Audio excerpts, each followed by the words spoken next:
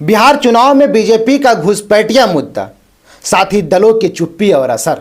आदाब, नमस्कार, आप देख रहे हैं दी खबर टाइम्स। मैं हूं शाहिद करीम। बिहार विधानसभा चुनाव जैसे जैसे नजदीक आ रहा है, एनडीए गठबंधन के अंदर हल्की हल्की खटपट दिखने लगी है।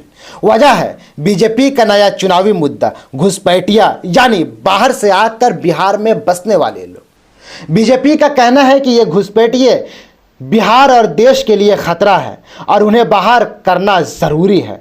लेकिन उसके साथी दल जेडीयू और लोजपा इस मुद्दे से दूरी बनाए हुए हैं। यही वजह है कि गठबंधन के अंदर असहजता साफ दिखाई दे रही है।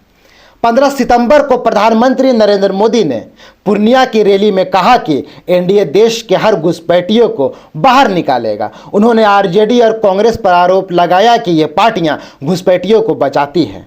इसके बाद गृह मंत्री अमित शाह ने भी कई मंचों पर यही बात दोहराई। उन्होंने कहा कि कांग्रेस और विपक्ष बांग्लादेश से आए घुसपैठियों को बचाना चाहते हैं। ये लालू एंड कंपनी, ये राहुल बाबा चाहते हैं कि घुसपैठियों को मताधिकार मिले। अमित शाह ने तो राहुल गांधी की यात्रा पर भी तंज कसते हुए कहा कि ये यात्राएं रोजगार और शिक्षा के लिए नहीं बल्कि घुसपैठियों की रक्षा के लिए की गई है।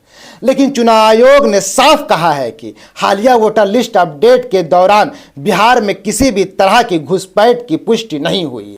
बीजेपी का यह नैरेटिव खासकर सीमांचल के जिलों में है, जैसे अररिया, पूर्णिया, कटिहार, किशनगंज को ध्यान में रखकर तैयार किया गया है। यहाँ मुस्लिम आबादी ज़्यादा है और बीजेपी इस मुद्दे से ध्रुवीकरण चाहती है। लेकिन राजनीतिक जानकार मानते हैं कि पूरे बिहार में ये मुद्दा उतना असरदार नहीं होगा, क्योंकि जेडीयू और लोजपा खुद इसमें साथ नहीं दे रहे हैं।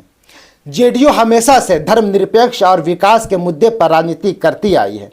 पार्टी का कहना है कि उन्हें आरजेडी कांग्रेस के कुर्प शासन की तुलना में अपनी उपलब्धियां गिनानी चाहिए, ना कि घुसपैठ को चुनाव का बड़ा मुद्दा बनाना चाहिए। लोजपा भी इस मुद्दे पर अब तक चुप है, यानी बीजेपी अकेले इस नैरेटिव को उठा रही है। इससे गठबंधन में दरार की चर्चा तेज हो गई है। विपक्ष ने बीजेपी पर जमकर हमला बोला।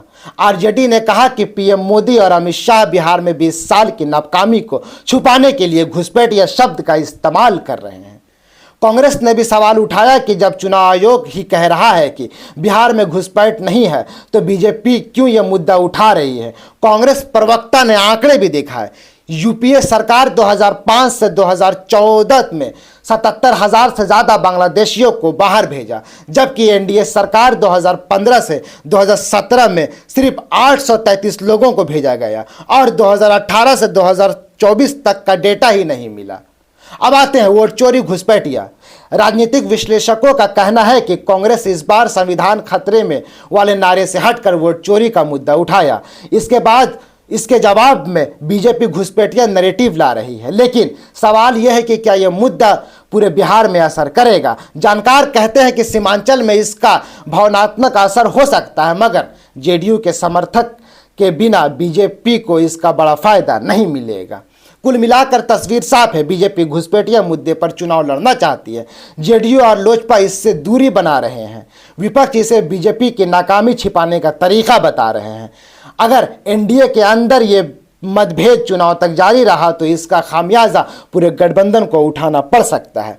ये थी हमारी आज की खास रिपोर्ट, बिहार चुनाव में घुसपैठिया नैरेटिव और एनडीए की मुश्किलें। आप देख रहे हैं दी खबर टाइम्स। मैं हूं शाहिद करीम।